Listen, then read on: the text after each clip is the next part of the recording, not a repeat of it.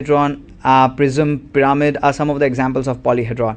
Now polyhedra is like you can take any object which has faces, it will be denoted as a polyhedra. And if the faces are uniform, like say a cube which is given in the if cube has all the faces equal, so that becomes a regular polyhedra, and if it has all unequal, then it is an irregular polyhedra. The more examples that are given is tetrahedron, like a diamond, the octahedron, the prism, the pyramid, all are examples of polyhedra. And if you want to see, you'll be able to see the answers, that is the figures of this.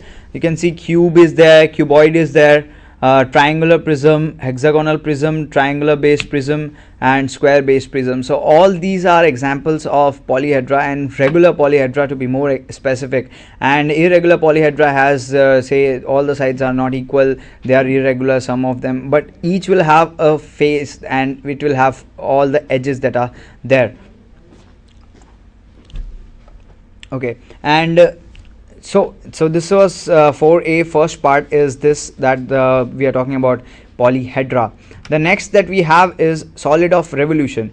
So solid of revolution, these are connected very close. This is also very similar to polyhedra, but here the number of faces are they are uncountable, just like a circle has uncountable sides. So solid of revolution is this. These are, let's go for the definition first. These are obtained by generators which are made to revolve around specific path. Say cylinder is made by revolving, or say a line which is revolving at an equal distance from a center point. Cone has a fixed apex and it rotates. And sphere, again, frustum of a cone, etc. Some of the examples of solids of revolution. And these are the figures that are there, the sphere, the cone, the cylinder. So these are all examples of frustum of solid. So this was these are the only questions that we are going to solve today. And now we'll see that on the GTU portal. I'll show you the GTU portal on which this is the GTU portal that is already there. And if you see on the website, this is the portal where the live lectures are seen. If you click on this, then the live lectures, you'll be able to see the live lectures online directly. And if you see this is live ELFCOM, on which this link is there. If you go to ELFCOM, you will have other things that are there. Now see, there are already 2 questions that have popped up, and there are the Mr. Pankaj, that is enrollment number is given, has given. Now he has asked, what is the difference between hypocycloid and epicycloid? Okay, we discussed I think hypocycloid we discussed in today's session, and epicycloid. So what I'll do is, I have animations which I have kept on the questions. So see, this is the hypocycloid that we saw.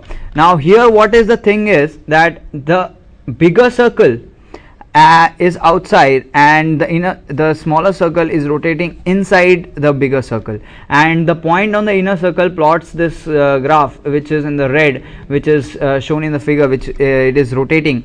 So this is the red part which is depicted, this is there, which is known as the hypocycloid. Now if I and this is which is this thing which you are seeing is a little bit different from what this is there. Now here what is happening is that the circle is there, and the smaller circle is again there, but the difference is that instead of rotating inside the circle, the blue circle is rotating outside the circle, and the point that it is being generated is again on the circle, blue circle itself, and it is rotating this rotating on this green circle and generating this red path, which is known as an epicycloid. So the basic difference between epicycloid and hypocycloid is that the circle in epicycloid, the smaller circle on which the point is there rotates outside, on the outside periphery of the bigger circle or the other circle, and in hypocycloid the circle rotates on the inside periphery of the circle which is there. So this is the basic difference between epicycloid and hypocycloid. I hope this is clear to Mr. Pankaj. Okay, so I'll again go to the portal. Yes, the portal. Okay, now this has been given twice. Okay, no problem. Yeah, another question. in question 3b that we just solved, if instead of length of the this, I'm reading this question, okay, this question I'm reading right now, instead of length of minor axis, it is said that the plate is inclined at 30 degrees with respect to HP, then what will be the solution of the problem? Okay, so I'll just take you back to the tally top on this. This is what we solved, the question which is given, this on the tally top. So what happened here is that this circle, this initial condition is given to us, that is in the question number, this is 3b that Pankaj is asking for. Now what is happening is that this is there. Now the next thing what is given to us was that this is 40 degrees was the minor axis, that this length was given to us, right? This length was given to us as 40, and using this length we figured out that what this will be. Now instead of that, see, I'll just keep it aside, and I'll just show you that instead, if 30 degrees is given, then what we will do, I'll just extend this, this is there, okay. Now what we will do is, I'll just extend this line XY on this paper, and I'll show you that what happens if the minor length on minor axis is not given and the angle is given as 30 degrees.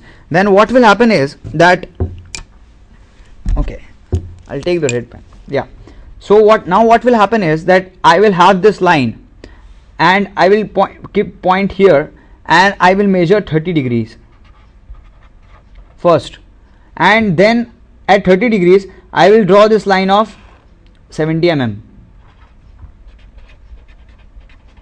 Here what I did, I first draw the end projectors, and then I marked this point, and then used 70 mm arc to cut on this, so I had this line. Here what I have to do, instead of the end projectors, angle is given to me as 30 degrees. So what will happen is that 30 degrees angle will give me the exact location of where the line will be situated. So this line I'll be getting, then I can mark the different points that are there on the line that is given, and then similar to what we did here, then we will just drop down the projectors from up, and then continue dropping the projectors from here.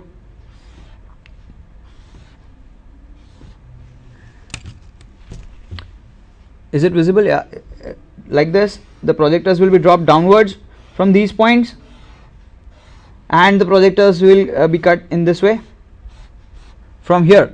So again I will have what, I will have these points like this,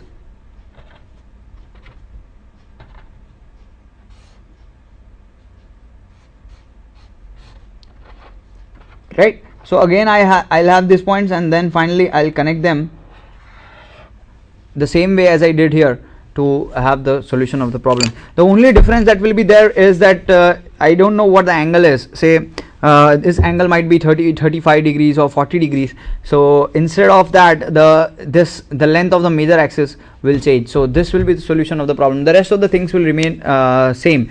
The only thing is that the end project, instead of drawing the end projectors, you just have to pick this line and keep it at 30 degrees exactly here, and then draw the projectors downwards and take the projectors horizontally from here, mark the intersection points, and you will have the solution of the problem. Yeah, and think no more questions are coming, so this is it for today, and we'll have more of this during the next coming weeks. And do keep writing if you have any questions, so that your specific questions can be solved when the session is there. And these are the questions that have been given to us live during the session. Now if there are any more questions, you can still send to us or write to us on our email address, so that in the next coming sessions we can solve your doubts, and hope that you get good marks in engineering graphics again for the people who are going to appear in this semester. Okay, tata, take care, bye.